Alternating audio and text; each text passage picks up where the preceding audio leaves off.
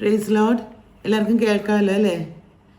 ദൈവനാമത്തിന് മഹത്വം ഉണ്ടായിരിക്കട്ടെ. അങ്ങനെ വീണ്ടും ഒരു പ്രഭാതം കൂടി ദൈവം നമുക്ക് ഇത്രത്തോളം സമാധാനത്തോടെ ക്ഷേമത്തോടെ നമ്മെ ആക്കിയിരിക്കുന്നതിനായി ഇങ്ങനെ ഒരുമിച്ച് കൂടി വരുവാൻ ദൈവം തന്ന സാഹചര്യത്തിനായിട്ട് ദൈവത്തിന് നമുക്ക് സ്തോത്രം ചെയ്യാം.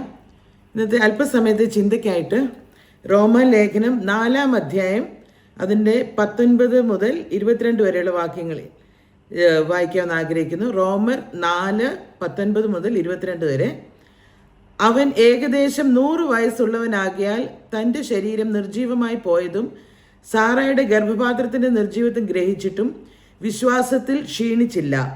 ദൈവത്തിൻ്റെ വാഗ്ദത്തത്തിങ്കിൽ അവിശ്വാസത്താൽ സംശയിക്കാതെ വിശ്വാസത്തിൽ ശക്തിപ്പെട്ട് ദൈവത്തിന് മഹത്വം കൊടുത്തു. അവൻ വാഗ്ദത്തം ചെയ്തത് പ്രവർത്തിപ്പാനും ശക്തനെന്ന് പൂർണ്ണമായി ഉറച്ചു. അതുകൊണ്ട് അത് അവന് നീതിയായി കണക്കിട്ടു. ഒരു നിമിഷവും കൂടെ നമുക്ക് കണ്ണുകളെ അടച്ച് പ്രാർത്ഥിക്കാം. ഞങ്ങളുടെ നല്ല ദൈവമേ, സ്വർഗീയപിതാവേ, കർത്താവിൻ്റെ മക്കളാകുന്ന അടിയങ്ങൾക്ക് ഇന്ന് പ്രഭാതത്തിൽ ഈ സൂമിലൂടെ കൂടി വരുവാൻ നീ തന്ന സാഹചര്യത്തിനായിട്ട് സ്തോത്രം ചെയ്യുന്ന അപ്പച്ച. ഇവിടെ തലവണക്കിരിക്കുന്ന ഞങ്ങളെ ഓരോരുത്തരെയും പേരായി കുടുംബമായ നിന്റെ കരങ്ങളിൽ സമർപ്പിക്കുന്നപ്പാ. ദൈവമേ, നിന്റെ സന്നിധിയിലായിരിക്കുമ്പോൾ കർത്താവെ, ഞങ്ങൾക്ക് മധ്യസ്ഥത അണച്ച വിഷയങ്ങളും ഞങ്ങളുടെ ഉള്ളിലെ ഭാരങ്ങളും എല്ലാം നീ അറിയുന്ന ഓർത്ത് സ്തോത്രം ചെയ്യുന്നു കർത്താവെ. ഇപ്പോൾ അടിയങ്ങൾ വചനത്തിന് മുൻപാകെ ഇരിക്കുന്നു. വചനം കർത്താവെ പറയുന്നത് അടിയനാണെങ്കിലും ബലപ്പെടുത്തുന്നത് നീയാണപ്പാ. നിന്റെ വചനം നിന്റെ മക്കൾക്ക് നീ കൊടുക്കണമേ അപ്പാ. സമാധാനത്തോടെ സന്തോഷത്തോടെ ഞങ്ങൾക്ക് ഇന്ന് പിരിയുവാൻ നീ സഹായിക്കണമേ. വചനം സംസാരിക്കുന്ന അടിയനെ ബലപ്പെടുത്തണമേ അപ്പാ. കൂടിയിരുന്ന് വഴി നടത്തണമേ. സകലവും യേശുക്രിസ്തു നാമത്തിൽ തന്നെ. ഇവിടെ റോമാലേഖനം 4-ാം അധ്യായം ഇപ്പം നമ്മൾ ഈ വായിച്ച ഭാഗം ആരെക്കുറിച്ചാണ് നമുക്കറിയാം. കാര്യം അവിടെ ഓൾറെഡി പറയുമ്പോൾ സാറ എന്ന് പറയുന്നതുകൊണ്ട് നമുക്കറിയാം അബ്രഹാമിനെ കുറിച്ചാണ് ഈ പറയുന്നതെന്ന്. അതായത് അബ്രഹാമിന് ദൈവത്തിൻ്റെ വാഗ്ദത്തം ലഭിച്ചു. എന്നാൽ ഈ വാഗ്ദത്തം ലഭിച്ച ശേഷം എന്തൊക്കെ കാര്യങ്ങളാണ് അവിടെ നടന്നതെന്ന് പറയുന്നത്. അതായത് 2 കാര്യം ചെയ്തില്ല എന്ന്, 3 കാര്യം ചെയ്തു എന്ന് പറയുന്നു. പക്ഷേ ഈ ചെയ്തില്ല എന്ന് പറയുന്ന കാര്യങ്ങളും പോസിറ്റീവായിട്ടുള്ള കാര്യങ്ങളാണ് പറയുന്നത്. അതായത് അബ്രഹാം അവിടെ നമ്മൾ 19 ലാസ്റ്റ് കാണുന്നുണ്ട്. നോക്കുമ്പോൾ അബ്രഹാമിൻ്റെ സാഹചര്യം എല്ലാം നെഗറ്റീവാണ്. തൻ്റെ ശരീരം നിർജീവമായി പോയി. സാറയുടെ ഗർഭപാത്രത്തിൻ്റെ നിർജീവത്വം ഗ്രഹിച്ചിട്ടും, അതായത് ഇറ്റ്സ് നോട്ട് ലൈക്ക് അബ്രഹാമിന് അറിയാൻ മേലായിരുന്നു എന്നല്ല, ഹി ന്യൂ. സർക്കംസ്റ്റാൻസസ് എല്ലാം നെഗറ്റീവാണ്. എന്നിട്ടും അബ്രഹാം വിശ്വാസത്തിൽ ക്ഷീണിച്ചില്ല, അവിശ്വാസത്തിൽ സംശയിച്ചില്ല. പിന്നെ 3 കാര്യങ്ങൾ ചെയ്തു. അതായത് വിശ്വാസത്തിൽ ശക്തിപ്പെട്ടു, ദൈവത്തിന് മഹത്വം കൊടുത്തു, വാഗ്ദത്തം ചെയ്തത് പ്രവർത്തിപ്പാൻ ശക്തനെന്ന് ഉറച്ചു. ഈ വിശ്വാസത്തിൽ ഉറച്ചത് കൊണ്ട് അത് അവന് നീതിയായിട്ട് കണക്കിട്ടു. അപ്പോൾ ഇത് വളരെ ഷോർട്ട് ടൈമേ ഉള്ളൂ. പിന്നെ എൻ്റെ മുമ്പിൽ ഇരിക്കുന്നവരെല്ലാവരും തന്നെ വിശ്വാസത്തിൽ ഉറച്ചു നിൽക്കുന്നവരാണെന്ന് എനിക്ക് ഉറപ്പുണ്ട്. കാരണം ഇല്ലെങ്കിൽ ഈ അതിരാവിലെ സമയത്ത് ഇത്രയും പേര് ഇവിടെ ജോയിൻ ചെയ്യത്തില്ലല്ലോ. അപ്പം അതുകൊണ്ട് തന്നെ വളരെ ചുരുക്കമായി നമുക്ക് ഒരുമിച്ച് ചിന്തിക്കാം ഈ ഒരു ഭാഗത്തെക്കുറിച്ച്. ഇവിടെ വിശ്വാസത്തിൽ ക്ഷീണിച്ചില്ല എന്ന് പറയുന്നുണ്ട്. അപ്പോൾ എന്തുവാ വിശ്വാസത്തിൽ ക്ഷീണിക്കുക എന്ന് പറഞ്ഞാൽ? വിശ്വാസത്തിൽ ക്ഷീണിക്കുക എന്ന് പറഞ്ഞാൽ അവിശ്വാസമല്ല. ഇപ്പം നമുക്ക് തന്നെ അറിയാം, ഇപ്പം പല കാര്യങ്ങളും നമ്മൾ ദൈവത്തോട് ചോദിച്ചേച്ചാണ് മുന്നോട്ട് ഇറങ്ങുന്നത് അല്ലേ? നമ്മളുടെ ജീവിതത്തിൽ തന്നെ നമുക്കറിയാം, എല്ലാം നമ്മൾ ദൈവത്തിനോട് ആലോചന ചോദിച്ചേച്ചൊക്കെ ആയിരിക്കും മുന്നോട്ട് ഇറങ്ങുന്നത്. പക്ഷെ മുന്നോട്ട് ഇറങ്ങിക്കഴിയുമ്പോൾ നമ്മൾ വിചാരിച്ച രീതിയിലായിരിക്കത്തില്ല അത് പോകുന്നത്. എവിടെയൊക്കെയോ ഒന്നെങ്കിലും തടസ്സങ്ങൾ വരാം. ചിലപ്പോൾ അതിന് ടോട്ടൽ ലാഗ് വരാം. ദൈവം ഇതൊരിക്കലും നടക്കത്തില്ലേ എന്ന് നമുക്കൊരു സംശയം തോന്നാം. അങ്ങനെ എല്ലാ രീതിയിലും ഇങ്ങനെ നിൽക്കുക. കർത്താവ് നിൻ്റെ വാക്ക് കേട്ട് മുന്നോട്ട് ഇറങ്ങിയിട്ട് എന്തുകൊണ്ട് ഈ തടസ്സം? അപ്പോൾ ഇത് നിൻ്റെ ഹിതമല്ലേ? അങ്ങനെ വരും. അപ്പോൾ അങ്ങനെ കുറച്ച് വന്നു കഴിയുമ്പോൾ ഉണ്ടല്ലോ ആണ് നമുക്ക് ഈ വിശ്വാസത്തിലുള്ള ക്ഷീണം വരുന്നത്. അതായത് നമ്മുടെ പ്രത്യാശ അങ്ങ് നഷ്ടപ്പെടുകയാണ്. അപ്പോൾ ആരെങ്കിലും ഇതിനോട് പറയുക, നീ പ്രാർത്ഥിച്ചിട്ടല്ലേ ഇറങ്ങിയത്, ഉറപ്പായിട്ടും ഇത് നടക്കുമെന്ന് പറയുമ്പോൾ എനിക്കറിയാം ഇത് നടക്കും. കാര്യം നമ്മുടെ ഉള്ളിലും ഇത് നടക്കുമെന്നറിയാം. എന്നാലും ആ ഒരു പ്രത്യാശ നഷ്ടപ്പെട്ട് ഒരവസ്ഥ നമുക്കുണ്ടാകും.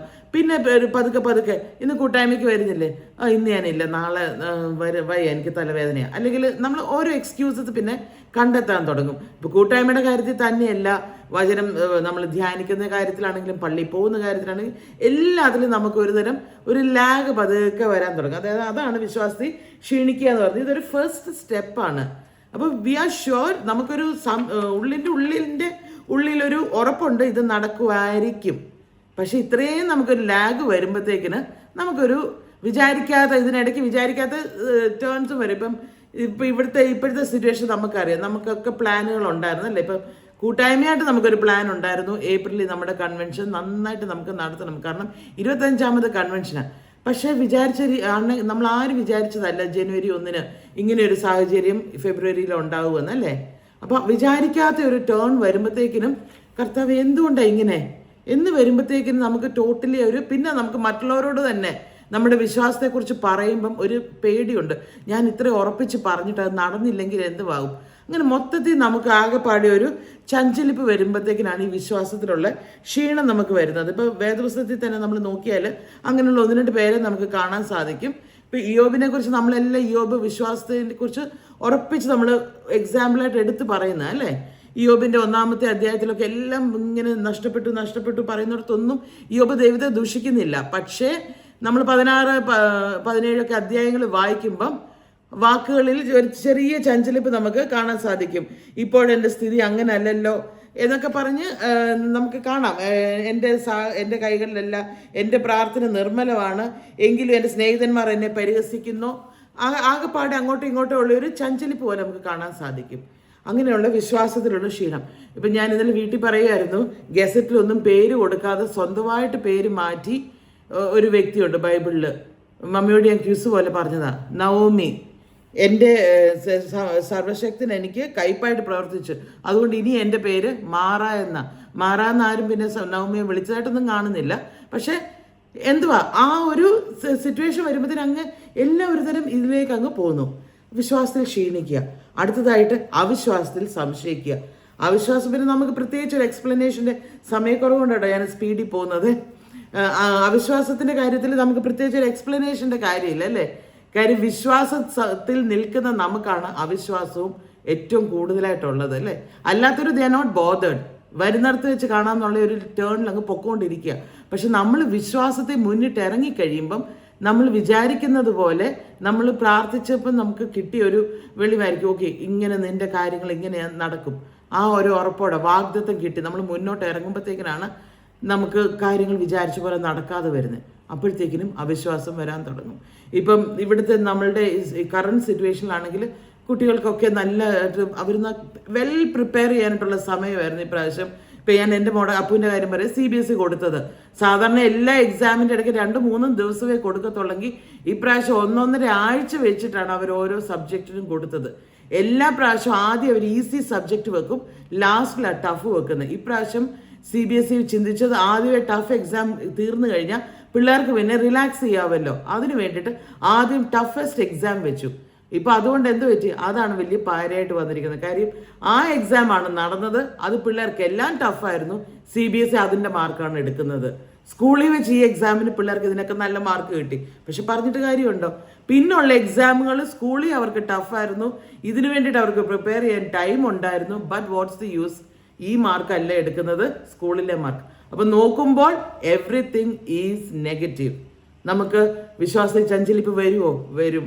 നമുക്ക് അവിശ്വാസം വരുമോ, എൻ്റെ ദൈവമേ നീയല്ലേ പറഞ്ഞത്, ഞങ്ങളുടെ കുഞ്ഞുങ്ങൾക്ക് വേണ്ടി ഫാസ്റ്റിംഗ് എടുത്ത് പ്രാർത്ഥിക്കുക, ഞങ്ങളുടെ കുഞ്ഞുങ്ങളെ നീ ഉയർത്തുമെന്ന് പറഞ്ഞില്ലേ, എന്നിട്ട് എന്തുകൊണ്ട് ഇത് വരുന്നു.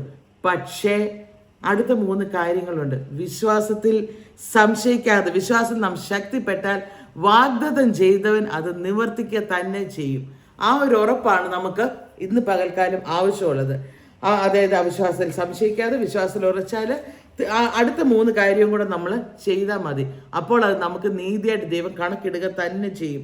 അബ്രഹാമിന്റെ ഈ ഒരു ഭാഗത്ത് നമ്മൾ വായിച്ചത്. അടുത്തത് വിശ്വാസത്തിൽ ശക്തിപ്പെട്ടു. ഇപ്പൊ വിശ്വാസത്തിൽ ശക്തിപ്പെട്ടു എന്ന് പറഞ്ഞാൽ, വിശ്വാസം എന്ന് പറഞ്ഞാൽ നമ്മൾ ഒരിക്കലും ഇന്ന് വിശ്വാസത്തിൽ വന്നാൽ അതുകൊണ്ടെല്ലാം ആയിട്ടില്ല. Every day it's A renewal പ്രോസസ്സാണ്. എന്നും ഇങ്ങനെ നമ്മൾ വിശ്വാസത്തിൽ ശക്തിപ്പെട്ടുകൊണ്ടിരിക്കണം. കാരണം ഇല്ലെങ്കിൽ നമ്മൾ വിശ്വാസത്തിൽ ചഞ്ചലപ്പെടാൻ സാധ്യതയുണ്ട്. നമ്മൾ പുതിയ നിയമത്തിൽ തന്നെ കാണുന്നുണ്ട്, ശിഷ്യന്മാർ പടകിൽ പോകുന്ന യേശുവിൻ്റെ കൂട്ടത്തിൽ അല്ലേ. ഒരു പ്രാവശ്യം യേശു തലേണ വെച്ച് ഉറങ്ങുകയായിരുന്നു, 2ാമത്തെ പ്രാവശ്യം യേശു ഇവർ നിലവിളിക്കുന്നത് കേട്ടുമ്പോൾ നടന്നു വരുന്നു. പക്ഷെ ആടി ഉലയുന്ന പടകിൽ ഇരിക്കുമ്പോൾ കർത്താവിൻ്റെ ഒപ്പം നടക്കുന്ന ശിഷ്യന്മാർ ചഞ്ചലപ്പെട്ടെങ്കിൽ യേശുവിനെ കണ്ടുകൊണ്ട് വചനം വായിച്ച് അനുഭവങ്ങളിലൂടെയോ അല്ലെങ്കിൽ അല്ലാതെയോ നമ്മൾ യേശുവിനെ കണ്ട് മുന്നിട്ട് വിശ്വാസത്തിൽ ഇറങ്ങി നമ്മൾ ഇപ്പം നമ്മുടെ പടകും ഈ ആടി ഉലയുന്ന ഒരു അവസ്ഥയില്ല അല്ലേ. ഈ ആടിയിൽ ഇന്ന് ഈ ഒരു അവസ്ഥ നിൽക്കുമ്പോൾ ചഞ്ചലപ്പെടാം. വിശ്വാസത്തിൽ നാം ശക്തിപ്പെടേണ്ട കാര്യം വളരെയായിട്ടുണ്ട്. ദൈവത്തിന് വിശ്വാസത്തിൽ ശക്തിപ്പെട്ടില്ലെങ്കിൽ എന്താ പറ്റുന്നതെന്ന് അറിയാമോ? യേശുവിനെ കണ്ടുകൊണ്ട് പത്രോസ് കടലിലേക്ക് ഇറങ്ങിയൊരവസ്ഥയിലോട്ട് നമ്മൾ പോകും. കാര്യം പത്രോസ് കടലിലോട്ട് ഇറങ്ങിയത് ആരെ നോക്കിക്കൊണ്ടാ? യേശുവിനെ നോക്കിക്കൊണ്ടാ. പക്ഷെ മുന്നോട്ട് നടന്ന് ചുറ്റിനും നോക്കി, ചുറ്റിനുമുള്ള ഓളങ്ങളും തിരമാലകളും എല്ലാം കണ്ടപ്പോൾ എന്തു പറ്റി? മുങ്ങി താഴെ നോക്കി. ഇപ്പം നമ്മൾ എല്ലാം ഈ ഒരു ഫെബ്രുവരി 28 തൊട്ട് ഒരു മാർച്ച് ഫസ്റ്റ് വീക്കിലുള്ള നമ്മൾ കാണുന്നത് മലയാളം വാർത്തകളാണല്ലോ മെയിനായിട്ട്. നമുക്കെല്ലാം അറിയാം. കാര്യം അതുപോലെ ട്രോളുകൾ വന്നതാണ്. അടുത്ത 2 മണിക്കൂറിൽ എന്ത് സംഭവിക്കും, അടുത്ത 1 മണിക്കൂറിൽ എന്ത് സംഭവിക്കും, ആകെപ്പാട് നമ്മളങ്ങോട്ട് ചഞ്ചലിച്ചു. നമ്മൾ നോക്കിയത് ആടിയിൽ നിന്ന് കാറ്റിനെയും കടലിനെയും എല്ലാം കൂടെ നോക്കിയപ്പോൾ നമ്മൾ ഭയങ്കരമായിട്ട് ചഞ്ചലപ്പെട്ടു അല്ലേ.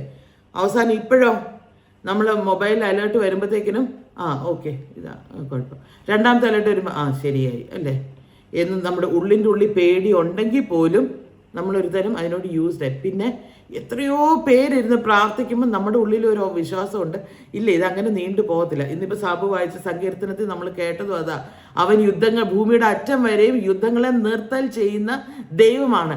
ആ ദൈവം നമ്മളെ വിളിച്ചിറങ്ങിക്കൊണ്ട് വന്നാൽ ഏത് സാഹചര്യം ആയിക്കോട്ടെ. ഇപ്പം ഈ വചനം കേൾക്കുന്നത് ഇവിടെ UAE മാത്രമല്ല, ലോകത്തിൻ്റെ പല ഭാഗത്തു നിന്നുള്ളവരുണ്ടല്ലേ. ആലിസ് ചേച്ചിയെ ഞാൻ കണ്ടായിരുന്നു. പിന്നെ നാട്ടിൽ നിന്ന് ഇപ്പോൾ ഇവിടുത്തെ പ്രവാസ ജീവിതം മതിയാക്കി നാട്ടിൽ പോയവരുണ്ട്, നാട്ടിൽ തന്നെ ജീവിക്കുന്നവരുണ്ട്. എന്തുമായിരുന്നാലും നമ്മൾ ഏത് സാഹചര്യമായിരുന്നാലും നമ്മുടെ എല്ലാ സാഹചര്യങ്ങളും പലതാണ്. മക്കളുടെ വിദ്യാഭ്യാസം നടന്നുകൊണ്ടിരിക്കുന്നവരുണ്ട്, മക്കളുടെ വിവാഹത്തിനായിട്ട് നോക്കുന്നവരുണ്ട്, കുടുംബജീവിതത്തിൻ്റെ പൂർത്തീകരണത്തിനായിട്ട് പ്രാർത്ഥിക്കുന്നവരുണ്ട്, ഒരു വീടിന് വേണ്ടിയിട്ട് ആഗ്രഹിക്കുന്ന നമ്മുടെ എല്ലാ ആവശ്യങ്ങളും എല്ലാം പലതാണ്. പലതരം അവസ്ഥയിൽ കൂടെ നമ്മൾ കടന്നു പോകുന്ന സമയത്ത് ഉത്തരം ഒന്നേ ഉള്ളൂ, അവൻ നമ്മെ വിളിച്ചിറക്കി, അവൻ നമ്മെ മുന്നോട്ട് നയിക്കുന്നെങ്കിൽ വാഗ്ദത്തം ചെയ്തവൻ അത് നിവർത്തിക്കുക തന്നെ ചെയ്യും. ഇപ്പം ഇന്നലെ നമ്മൾ ഗുഡ് ഫ്രൈഡേയുടെ സർവീസിന് പള്ളിയിൽ ചെന്നപ്പോഴത്തേക്കിന് നമ്മൾ വായിക്കുന്ന ആ ഭാഗമെല്ലാം നമുക്കറിയാം അല്ലേ. കർത്താവിനെ എന്തുമാത്രം ദ്രോഹിക്കുന്നു, ഉപദ്രവിക്കുന്നു എല്ലാം. പക്ഷെ അവിടെ നമ്മൾ ആ വായിച്ച ഭാഗത്തെല്ലാം നമ്മൾ കാണുന്നത് എന്തുവാ? യേശു അതിനെല്ലാത്തിനും വാക്കിന് വാക്ക് മറുപടി പറഞ്ഞുകൊണ്ടിരുന്നോ? ഇല്ല.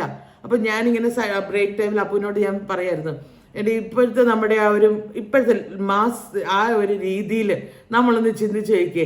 അവിടെ നിന്നുകൊണ്ട് കയ്യാഫാവ് അവരെല്ലാവരും ഇങ്ങനെ പറയുന്നു, ജനങ്ങളെല്ലാം പറയുന്നു. അപ്പം യേശു ഒരു ചിരിച്ചോണ്ട്, അതായത് ഉള്ളിലൊരു ഇച്ചിരി അഹങ്കാരം, ഒരു ഇച്ചിരി പുച്ഛം, ഇപ്പം പറയുന്നത് ശരിയല്ല എന്നാലും പറഞ്ഞോട്ടെ, നമ്മൾ ആ മോഹൻലാലിൻ്റെ ഒക്കെ ഒരു ചിരി കാണത്തില്ലേ, ആ ഒരു ചിരിച്ചോണ്ട് ഇങ്ങനെ നിൽക്കുക. അതായത് നീയൊക്കെ എത്ര വേണേ പറഞ്ഞോ, ഇന്ന് എന്നെ ക്രൂശിക്കുന്നുള്ളത് നിങ്ങളിപ്പോഴല്ലേ അറിഞ്ഞത്, ഞാൻ അതിന് മുമ്പേ അറിഞ്ഞതാണ്. പക്ഷെ അത് എൻ്റെ അവസാനമല്ല. 2 നാൾ കഴിഞ്ഞ ശേഷം 3-ാം നാൾ ഞാൻ ഉയർത്തെഴുന്നേൽക്കും. ഞാൻ എൻ്റെ പിതാവിൻ്റെ വലത് ഭാഗത്ത് ഇരിക്കേണ്ടവനാണെങ്കിൽ ഞാൻ ഈ ക്രൂശിൽ തീരാനുള്ളതല്ല. ആ ഒരു മാസ് എൻട്രി നടത്താൻ വേണ്ടിയിട്ടുള്ള അതിന് മുമ്പുള്ള ഒരു ബാക്ക്ഗ്രൗണ്ടാണ് അല്ലേ ഈ ക്രൂശീകരണം എന്ന് പറയുന്നത്. അല്ലാതെ അതല്ല, നമ്മൾ കൂടുതൽ ഇമ്പോർട്ടൻസ് എല്ലാം കൊടുത്ത് നമ്മൾ ക്രൂശീകരണത്തിന് ഒരു ഫുൾ ഡേ സർവീസാണ്. പക്ഷേ അതെന്തിൻ്റെ ഒരു പ്രിപ്പറേഷനാണ്? 3-ാം നാളിലുള്ള ഉയർത്തെഴുന്നേൽപ്പിൻ്റെ ഒരു പ്രിപ്പറേഷനാണ്. അപ്പോൾ ആ ഒരു വിശ്വാസമാണ് നമ്മുടെ ഉള്ളിൽ വേണ്ടത്. അതായത് we are serving a mighty God.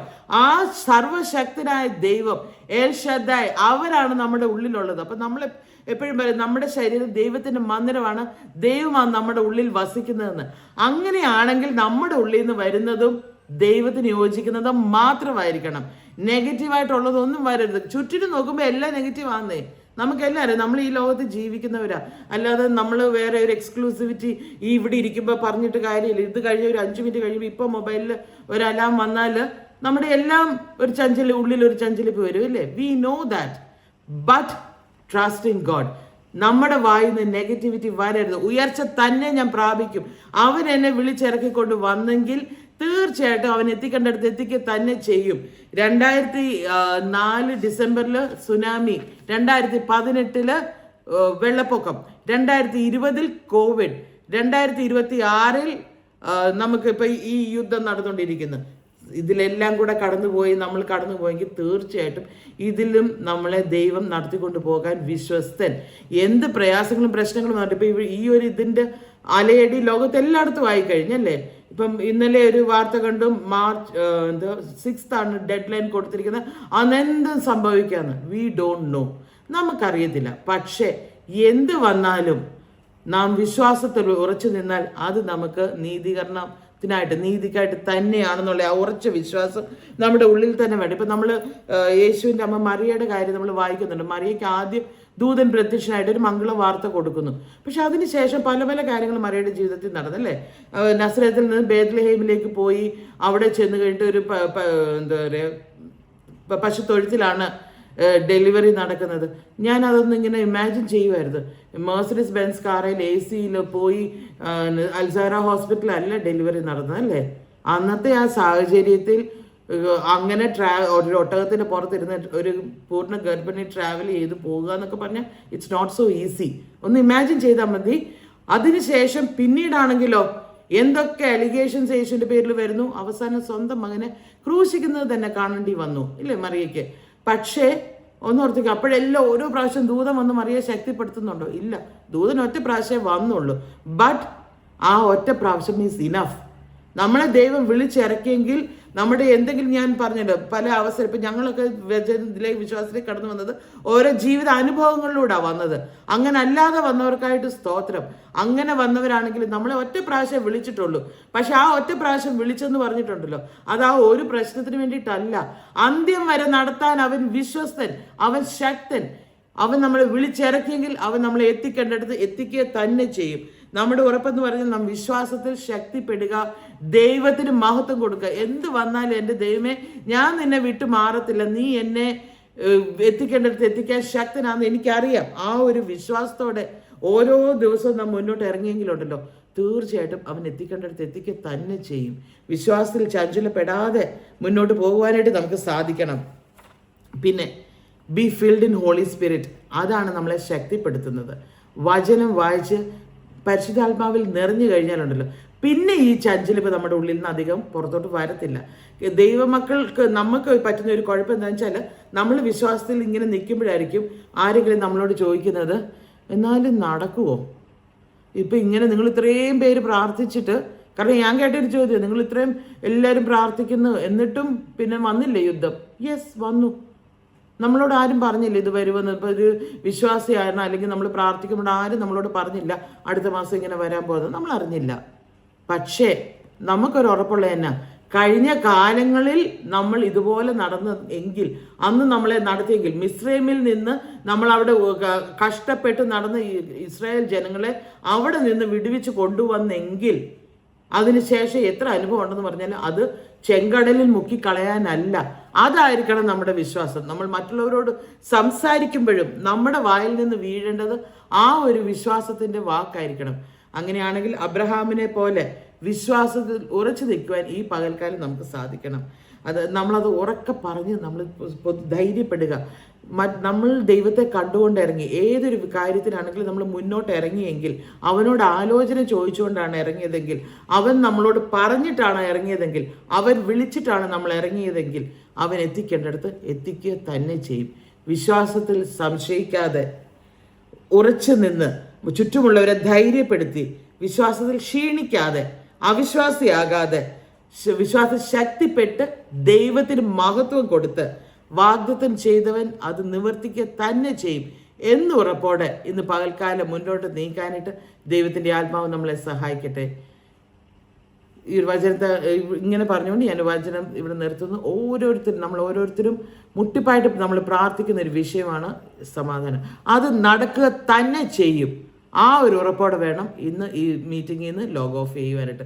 അതിന് ദൈവത്തിൻ്റെ ആത്മാവ് നമ്മളെ സഹായിക്കട്ടെ.